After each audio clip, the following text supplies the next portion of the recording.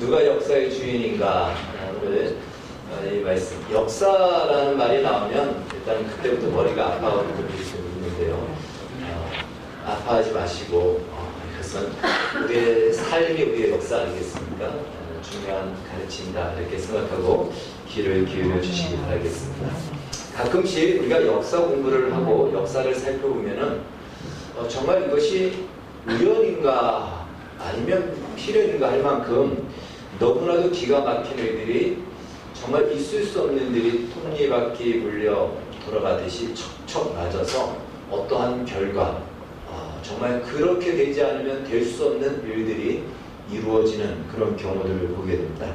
특히 우리나라 근대사를 보면요, 그런 일들이 상당히 많이 일어났습니다. 그저께가 이제 광복절이었는데 광복 74주년 또 건국 71주년입니다. 광복 이후 우리 한반도는 경량의 이 장소였습니다. 냉전 이제 미국과 소련이 남북을 나누어서 신탁 통치를 하게 되었죠. 그렇게 소련을 중심으로 북한과 이제 공산주의 진영이 있고 미국을 중심으로 해서 자유주의, 민주주의 진영이 있습니다. 그 시대의 그 지도를 정치 색깔로 한번 보면요. 지금 자세하게 잘 안 볼 수 있지만 저기 빨간색이 보이죠? 예, 다 까만색으로 보입니까? 예, 소련이 아마 보일 겁니다. 예, 러시아가. 예, 그리고 그 좌측으로는 동유럽도 전부 다 붉은색입니다. 공산주의입니다. 그리고 이제 중국까지도 공산주의가 되죠. 북한도 공산주의 됩니다. 정말 전부 다 공산주의로 붉은색이었습니다. 그런데 한반도의 그 절반, 반이 이제 파란색으로 나옵니다. 유일하게 대한민국입니다. 자유민주주의가 되는 것입니다. 네, 됐습니다. 그 시대에 우리 남한의 대통령은 이승만 대통령이었습니다. 근데 아직까지 공산주의의 실체를 미국도 다 파악하지 못했습니다. 그때 이승만 대통령은 공산주의의 실체를 파악합니다. 그리고는 결코 공산주의와는 공존할 수 없다라고 해서 남한은 단독 정부 수립을 하죠. 그래서 1948년 대한민국 정부 수립을 하게 되고 8월 15일 날 선포를 합니다. 그래서 건국 71주년이 이제 올해 된 것입니다. 당시에 우리 지도자, 우리 대한민국 남한 쪽의 지도자가 김구와 이승만 대통령이 쌍벽을 이루었다면 김구 선생은 민족주의자였습니다. 그래서 공산주의든 민주주의든 상관없이 통일국가를 이루는 것이 그분의 꿈이었습니다. 그러나 결국 공존할 수가 없죠. 그래서 이승만 대통령이 아니었다면 어쩌면 우리 이 대한민국이라는 나라는 탄생하지 않을 수도 있었다. 우리의 국호가 조선인민주의공화국이 될 수도 있었다라는 것입니다. 하나님께서 그 시대에 정말 석학을 뛰어넘어 말할 수 있는 그러한 사람, 이승만이라는 사람을 하나님을 알게 하셨고 하나님을 믿는 사람으로 대한민국 건국을 하는 데 있었던 것이죠. 그런 사람을 가장 적절한 때 보내주셔서 대한민국이 강복 이후에 자유민주주의로 오는 발돋움을 할 수 있는 역할을 하게 합니다. 그것은요, 이런 일들은 6.25 전쟁 때에도 정말 많이 일어났습니다. 우리 이 대한민국은 뭐 전쟁 준비를 하지 않았죠. 이미 나라가 너무 어려운 상황이니까. 그런 와중에 1950년 우리는 그냥 북한의 침략을 당하게 됩니다. 그래서 순식간에 서울을 빼앗기죠.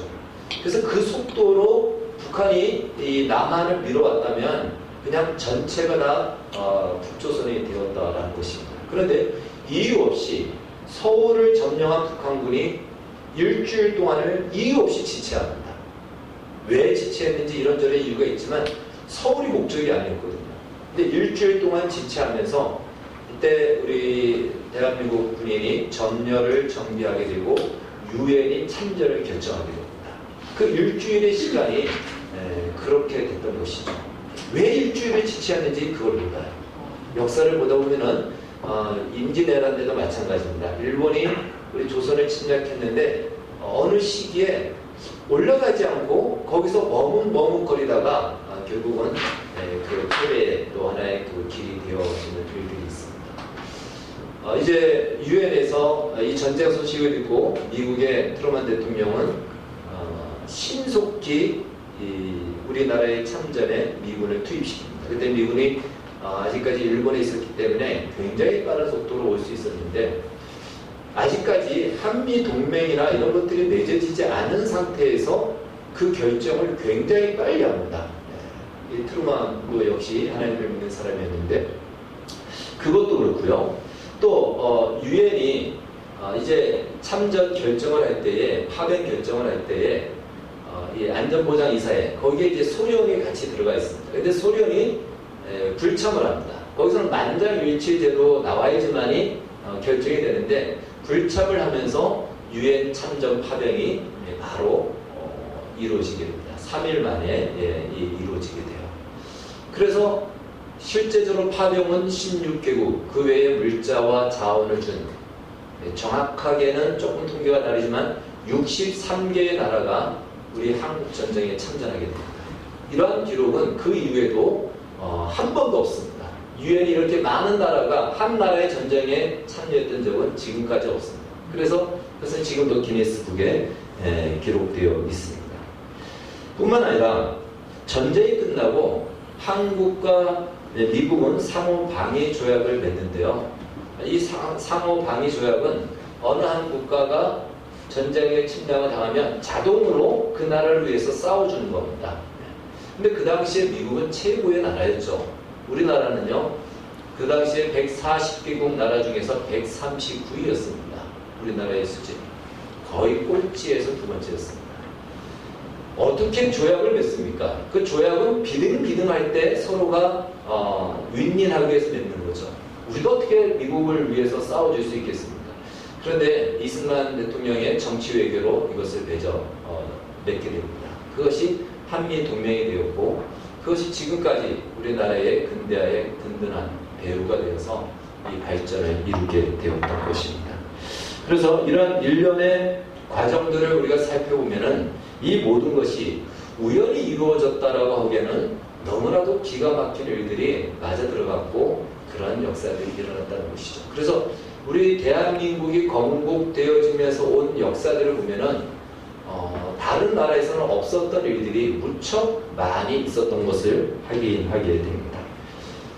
마치 누가 보이지 않지만 대한민국을 발전시키기 위해서 대한민국을 세우기 위해서 그렇게 하라고 밀어붙이는 것 같은 우리의 근대사를 보면 충분히 그렇게 인정하지 않고서는 이해할 수 없는 그러한 일들이 상당히 많이 있다는 것이죠.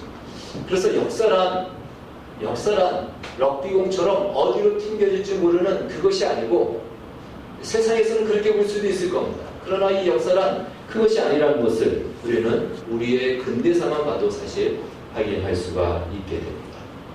이것은 한 국가뿐 아니라 우리 개인의 인생이 살아가는 인생사, 그것도 우리 개인의 역사죠.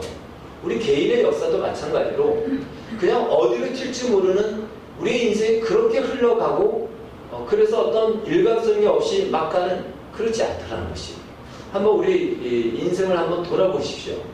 내가 그때 그 사람을 만나지 않았더라면, 아니 그때 그 사람을 만났다면 지금 나의 인생은 이 모습이 아니었을 겁니다.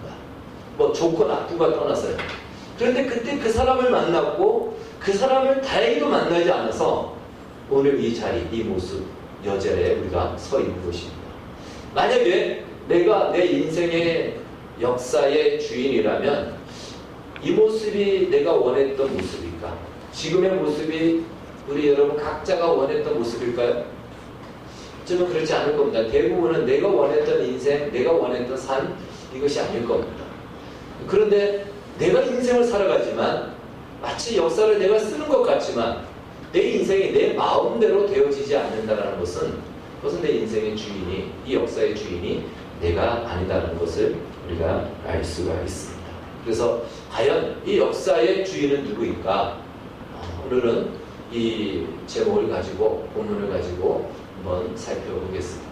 그래서 역사이기 때문에 조금은 공부를 좀 해야 돼요. 그래서 좀 오늘은 공부한다라는 마음으로 말씀을 한번 듣기를 바라겠습니다.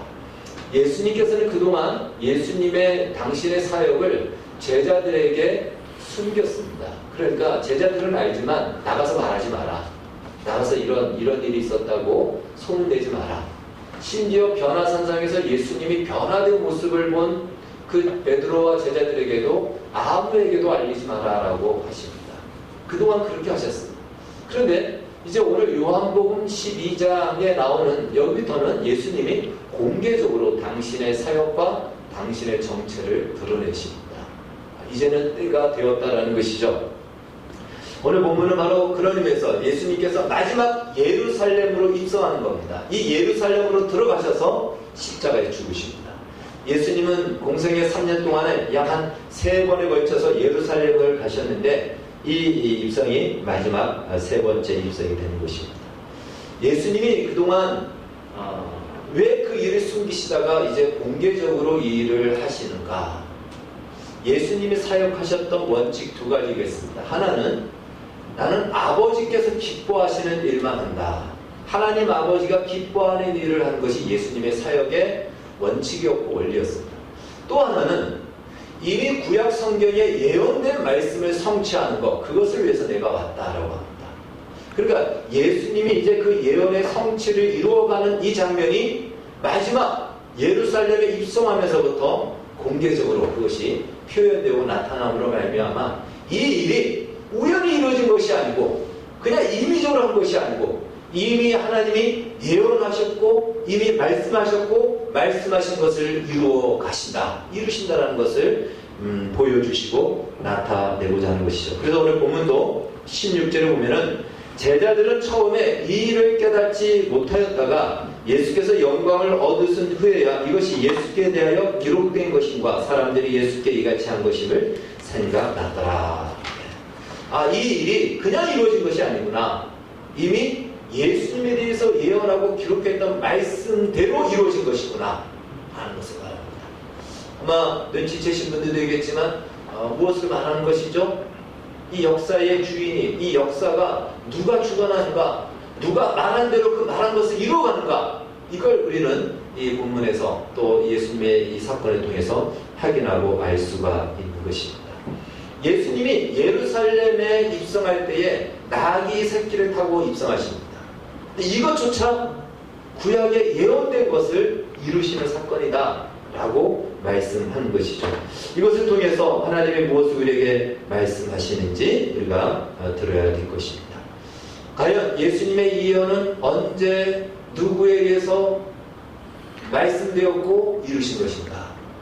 문자적으로 보면요, 스가랴서 9장 9절입니다. 스가랴서 9장 9절은 이렇게 말씀하고 있습니다. 같이 한번 읽겠습니다. 시작. 시온에 따라 크게 기뻐할지어다. 예루살렘에 따라 즐거이 부를지어다. 보라, 내 왕이 내게 임하시나니 그는 공의로우시며 구원을 베푸시며 겸손하여서 나귀를 타시나니 나귀의 작은 것 곧 나귀 새끼니라.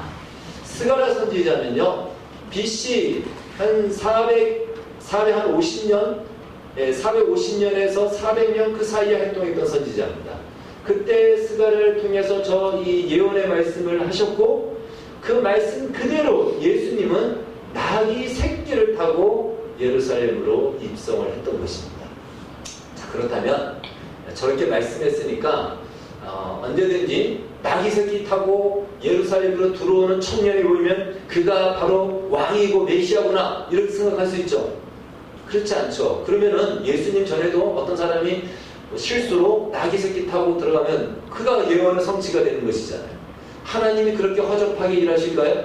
그렇지 않습니다. 하나님이 문자적으로는 저렇게 말씀하셨지만 저 일이 언제 이루어질 것인지 정확하게 그 시간까지도 말씀하셨다는 것입니다. 이제 그것을 그 시대 배경을 통해서 한번 살펴볼 텐데요. 그래서 우리가 성경을 한번 좀 찾아봐야 됩니다. 다니엘서 9장 우리 한번 넘겨보도록 하겠습니다. 구약성경 다니엘서 9장 24절.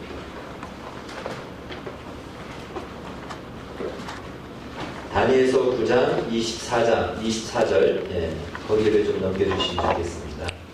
구약성경 1248쪽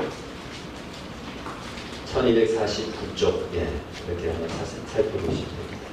다니엘서 9장 24절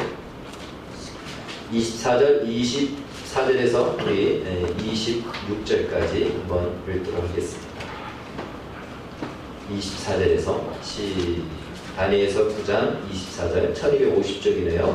시작. 내 백성과 내 거룩한 성을 위하여 이른 이래를 기한으로 정하였나니 허물이 그치며 죄가 끝나며 죄악이 용서되며 영원한 의가 드러나며 환상과 예언이 임하며 또 지극히 거룩한 이가 기름 부음을 받으리라. 그러므로 너는 깨달아 알지니라. 예루살렘을 중건하라는 영이 날 때부터 기름 부음을 받은 자 곧 왕이 일어나기까지 7일과 62일가 지날 것이요 그 곤란한 동안에 성이 증건되어 광장과 거리가 세워질 것이며 62일을 위해 기름 부음을 받은 자가 끊어져 없어질 것이며 장차 한 왕의 백성이 와서 그 성과 성소를 무너뜨리리와 그의 마지막은 홍수의 입술과 같을 것이며 또 끝까지 전쟁이 있으리니 함께할 것이 작정되었느니라. 아멘. 여기를 펴놓으시기를 바라겠습니다. 다니엘에게 주신 하나님의 예언이고 계신데요. 다니엘이 이 예언의 계시를 받을 때는 주전 538년입니다. BC 538년입니다. 이스라엘 백성이 하나님의 말씀을 끝까지 불순종해서 결국 멸망을 당하죠. 그래서 바벨론 포로로 대부분의 주요한 사람들이 끌려갑니다. 근데 끌려갈 때 예레미야 선지자가 70년 후에 하나님이 다시금 고토로 돌아오게 할 것이다 라는 예언을 합니다.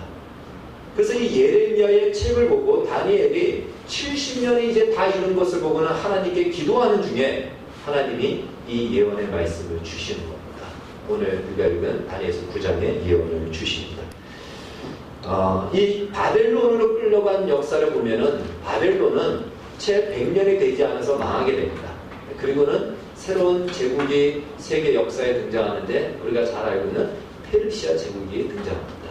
그래서 그 이후에 잠깐 나라의 패권을 보면은 한번 이렇게 볼 수 있죠. 바벨론, 그 다음에 페르시아, 그리고 알렉산더 대왕이 세운 그리스에서 일어난 헬라, 그리고 헬라는 나중에 로마에 의해서 멸망을 당하죠.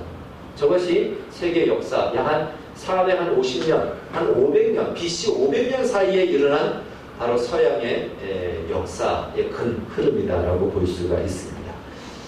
오늘 본문은 바로 저 바벨론이 망하고 페르시아가 막 들어선 때, 그러니까 70년이 지나고 나서 페르시아가 들어서서 이제 페르시아의 고레스 왕이 이스라엘 백성들은 그들의 고토로 돌아가서 성전을 짓고 살아라 라고 명령을 내립니다. 그때에 즈음하여서 하나님이 이 다니엘에게 앞으로 이루어질 세상의 역사가 몇 년인지 그것을 말씀해 주고 있는 것입니다.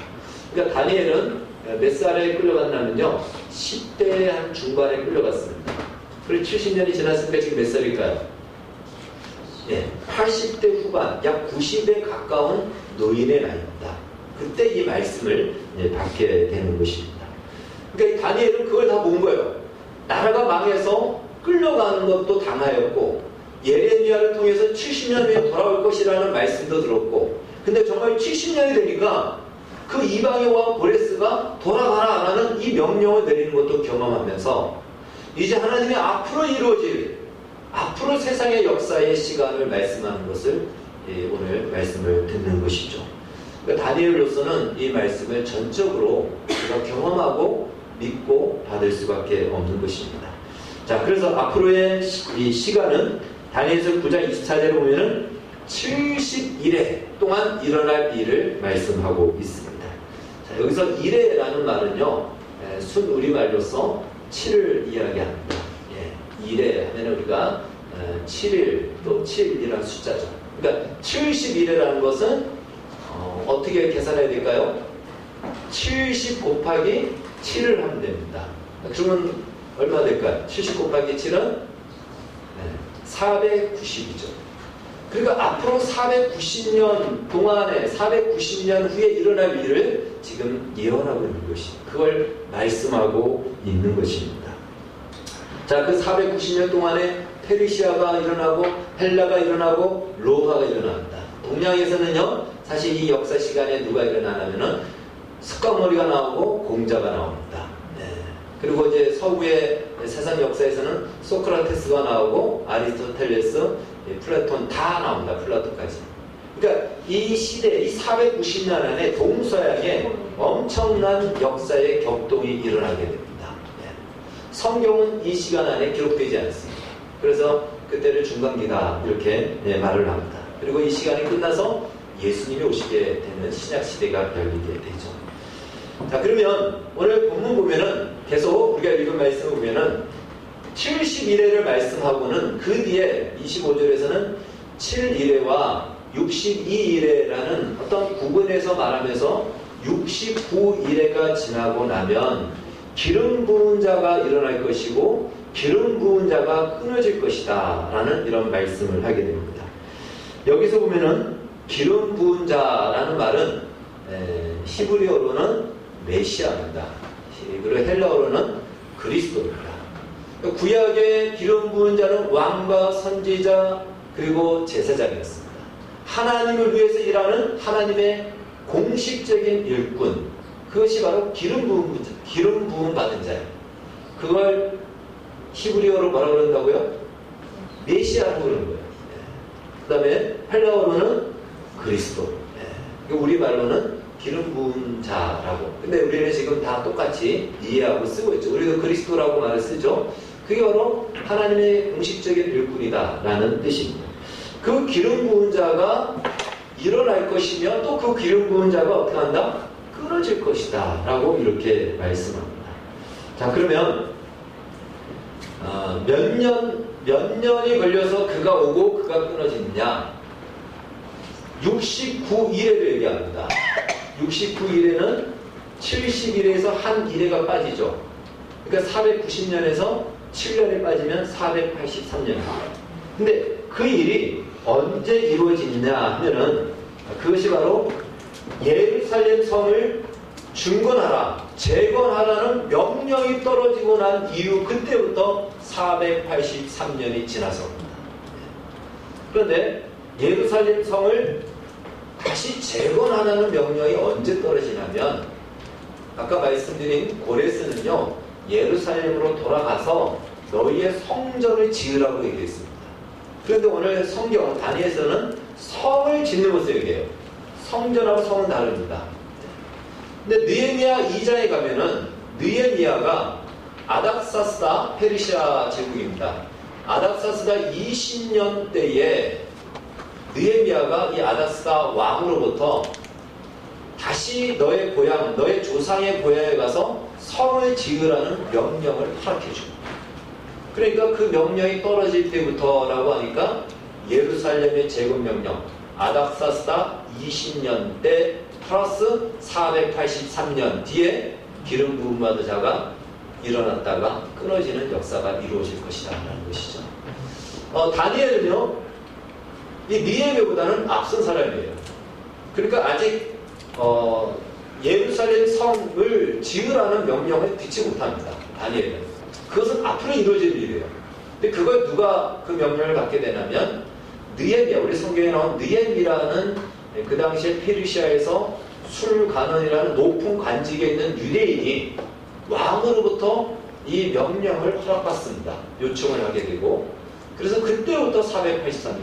그러면은 세계 역사 고고학자들이 이 페르시아 제국의 아닥사스다 왕의 저 20년대를 언제로 계산하고 있느냐 하면요 BC 한쪽에서는 455년으로 얘기하고 또 한쪽에서는 445년으로 얘기합니다.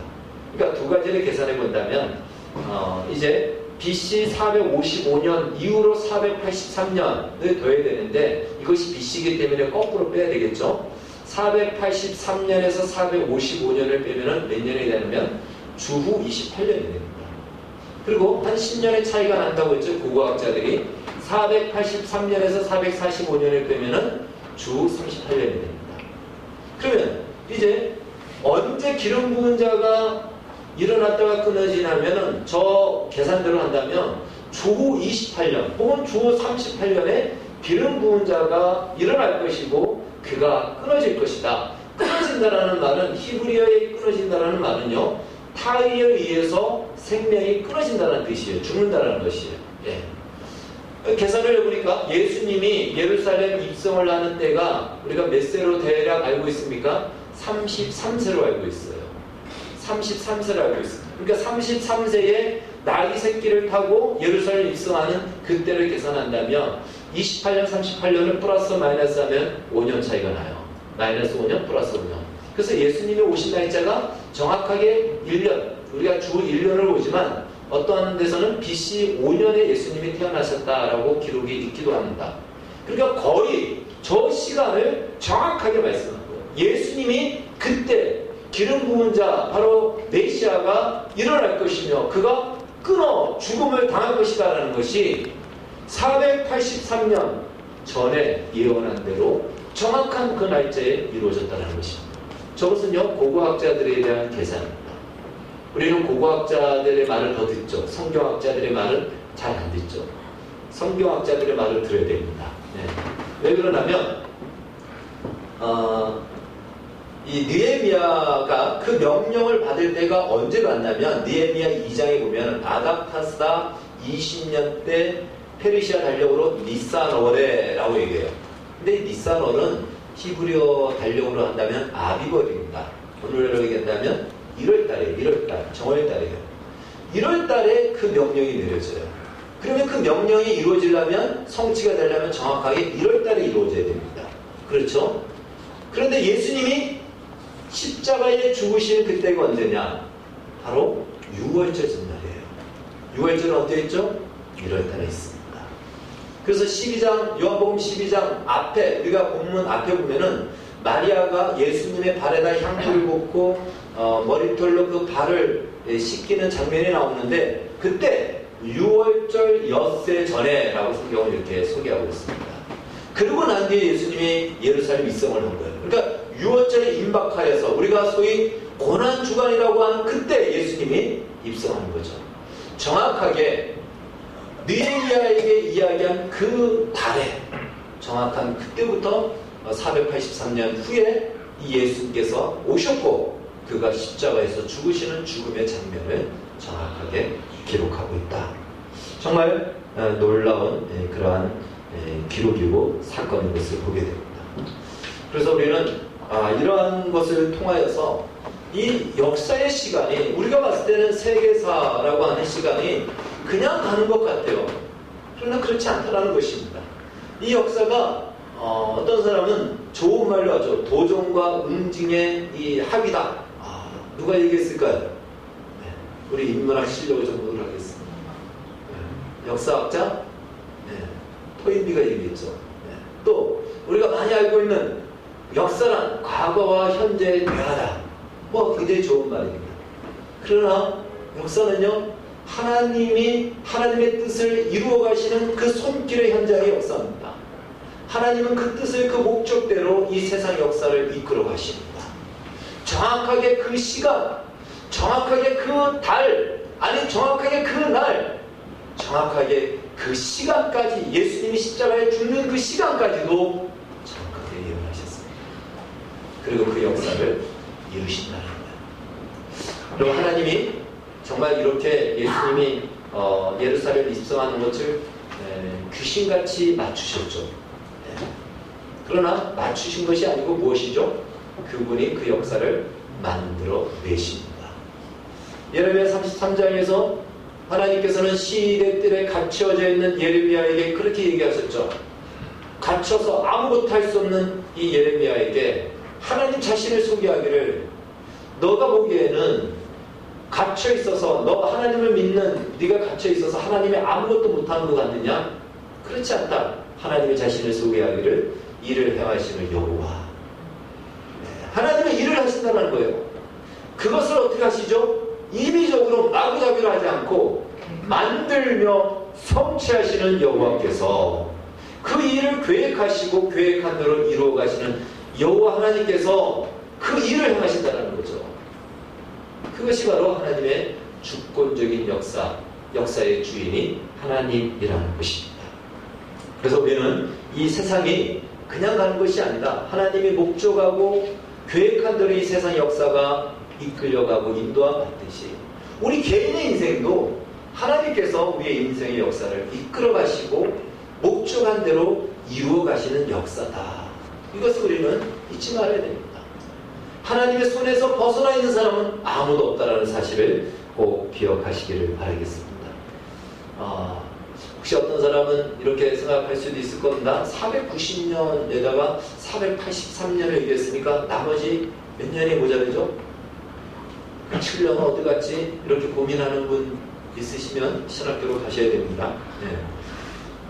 고민하지 않지만 이 7년에 대해서는요, 종말론 학자들마다 좀 다르겠지만 역사적인 전천년설을 주장하는 사람들은 이 7년이 마지막 7년 대환란이라고 이야기합니다. 오늘 우리가 읽은 성경에도 바로 그렇게 얘기합니다. 기름 부은 자가 끊어지고 난 뒤에 장차 한 왕이 와서 백성들과 언약을 맺는다라고 합니다. 어떤 분은 그것을 예수님으로 얘기로 하겠지만 예수님이 이미 하셨다라고 하지만 그렇지 않습니다. 그 성경을 보면은 완전히 포악한 왕으로 소개됩니다. 그래서 마지막 7년, 그 7년은 이 인류의 구원자라고 하는 그 구원자라고 하는 사람이 와서 세상의 사람들로부터의 그들의 왕이 되어 세상을 이롭게 하고 평화롭게 살게 해주겠다라고 하는 그 언약을 맺고 세상의 왕으로서의 역할을 한다는 거예요. 그리고 7년이 다 차면 어떻게 되죠? 세상이 종말이 오는 겁니다. 그래서 그 7년이 시작되기 전 69일회가 끝났어요. 기름 부은 자가 끝났습니다. 우리는 어디에 사느냐? 기름 부은 자가 끝나서 483년이 끝났고 마지막 7년이 끝나면 490년으로 이 인류의 역사는 끝나는데 7년이 남았는데 이 7년의 역사 중간에 지금 우리가 살고 있는 거예요. 이 7년이 언제 시작하느냐에 따라서 세상 역사는 이제 종말이 가까워지는 것입니다. 그래서 우리가 지금 살고 있는 이때는 이방인의 때다라고 성경 이야기하고 있습니다. 특별히 하나님께서 오늘 490년을 이야기한 것에는요 아주 깊은 의미가 있습니다. 원래 이스라엘 백성들이 포로로 끌려가서 몇 년 동안 포로 생활을 했다고 했습니까? 70년이에요. 근데 이 70년 포로 생활이 왜 70년이냐 라고 했을 때 성경은 바로 이렇게 이야기합니다. 역대하 36장 21절 한번 같이 읽겠습니다. 시작. 이에 그제가 항폐하여 땅이 안식년을 누린같이 안식하여 70년을 지냈으니 여호와께서 예레미야의 입으로 하신 말씀이 이루어졌더라. 그 70년은요 바로 안식년 70년을 얘기하는 겁니다. 이스라엘 백성들이 이 예루살렘과 이스라엘에서 다 포로로 끌려갔어요. 그리고는 그 땅은 황폐해졌습니다. 황폐했어요. 그러니까 바벨론의 어떤 정책을 폈냐면 정복하고 난 뒤에 우리한테 조공을 바쳐 하고는 속국으로 삼지 않고 그냥 다 끌고 가버린 거예요. 그러니까 그 땅은 아무도 살지 않는 그냥 정말 남아있는 버림받은 사람들이 사는 땅이 되어버린 거예요. 그러니까 70년 동안 이 땅은 버려진 땅이 됩니다. 근데 그 버려진 땅이 버려진 것이 아니고 땅이 무엇한다고요? 안식한다는 거예요. 원래 안식년은 몇 년에 한 번씩 옵니까? 7년에 한 번씩 와요. 7년마다 오는데 70년이 매년마다 안식년이에요. 매년마다. 그러니까 저 매년마다 안식년을 가졌다는 것은 1년에 안식년을 가졌다는 것은 몇 년이 지났다는 거예요. 7년이 지났다는 거예요. 그런데 그게 70년이에요. 그러니까 몇 년입니까? 이것이 490년이에요. 70년의 시간은 하나님의 490년을 이야기한 것이고 그 490년이 다니엘에게 예언한 490년 그 시간을 이야기하는 것입니다.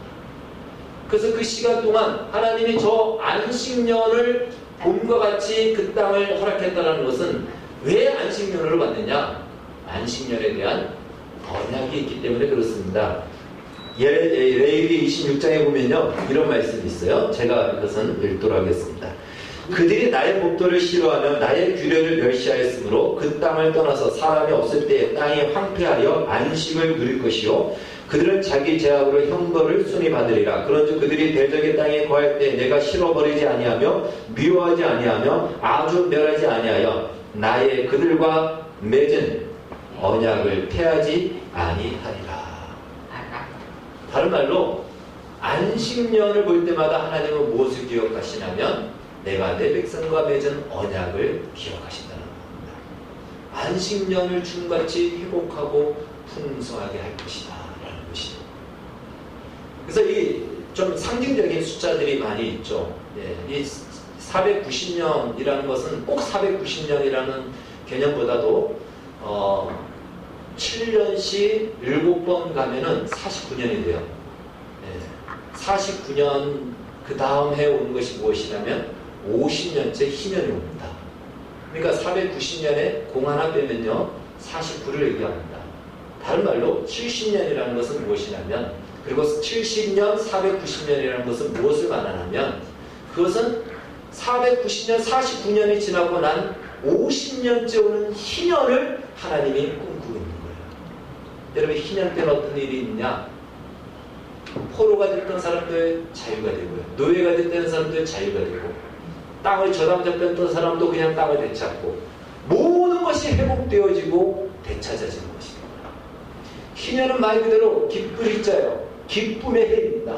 진정한 자유를 맛보고 기업을 되찾고 하나님이 주신 풍성함을 맛보는 그 해가 바로 희년입니다. 하나님은 저 70년 동안 포로로 끌려갔지만 무엇을 꿈꾸며 무엇을 기대하며 목적하며 그 70년의 시간을 바라봤다고요? 희년을 바라보며 희년이 되면 그들을 다시 회복할 것이다. 그들이 포로로 갔지만 그날은 다 회복될 것이다. 그걸 말하는 거예요. 490년이 지나면 앞으로 어떻게 될까요? 하나님의 백성들 이 세상에서 고생하며 힘들었지만 그걸로 끝나지 않고 하나님이 약속한 어린 양의 혼인잔치에 영원한 천국잔치에 그 희년의 기쁨으로 회복할 것이다. 그 사이에 그들은 고통도 당하고 어려움도 당하고 힘들게 살지만, 그래서 마치 하나님이 없는 것 같고 하나님이 안 보이는 것 같지만 마침내 하나님이 그 역사를 완성할 것이다. 그것이 바로 70년과 490년 안에 내포되어 있고 예언되어 있는 하나님의 마음과 뜻인 것입니다. 따라서 우리는 우리에게 주어진 인생의 시간들, 어떨 때는 정말 하나님도 나를 모르는 것 같은 인생의 시간들이지만 우리의 그런 시간은 한 시간도 없다는 사실을 믿으시기 바랍니다. 하나님의 계획과 허락하심 없이 주어지는 인생은 우리에게 하루도 없다는 사실을 기억하십시오. 비록 그것이 답답하고 포로와 같은 생활이고 아무것도 없는 것 같을지라도 하나님께서는 무엇을 기억하며 그 언약을 기억하며 무엇을 향해서 이끌어 가신다? 희년을 향해서 약속을 이루시고 하나님의 뜻을 이 역사 속에 실현할 그 뜻을 가지고 이 시간들을 허락하신다는 사실을 기억하셔서 우리 각자의 인생이 그것이 우리의 소망이 되고 우리의 비전이 된다면 어떤 절망의 순간에도 우리는 담대할 수 있고 자신감을 가질 수 있습니다. 우리는 끝나는 것이 끝이 아닙니다. 그리스도인들에게 끝은 끝이 아닙니다. 하나님께서 새 역사를 예비하고 있다는 사실을 기억하셔서 이 세상의 역사의 주관자가 하나님이시고 우리 개인의 인생이 주님이 주인이심을 믿어 우리의 인생이 기꺼이 그의 뜻을 이루어가는 현장이 되고 그의 손길에 바로 손길이 되어서 하나님의 뜻을 이 땅 가운데 실현시키는 복된 인생들 되어지기를 소망하고 다짐하기를 주의 이름으로 축원합니다. 기도하겠습니다. 하나님 아버지 감사합니다. 이 세상과 우리 개인의 인생의 역사의 참 주인이 하나님이십니다. 이 사실 잊지 않게 주시고 이 사실을 늘 기억하게 하여 주시옵소서. 이로 인하여 우리가 절망하지 않고 좌절하지 않고 언제든지 소망과 비전으로 힘있게 일어나게 하여 주시옵시고, 또한 하나님께서 허락하신 이 시간이 헛되이 나의 뜻을 이루는 것이 아닌 하나님 아버지의 뜻을 이루어가는, 그래서 우리의 인생이 영원히 기억되는 나이들로 가득 채워지고 또한 쌓여지는 복된 인생 소망하게 주시고 이 인생으로 부름받고 있음을 기억하게 하여 주시옵소서. 예수님의 이름으로 기도하옵나이다. 아멘.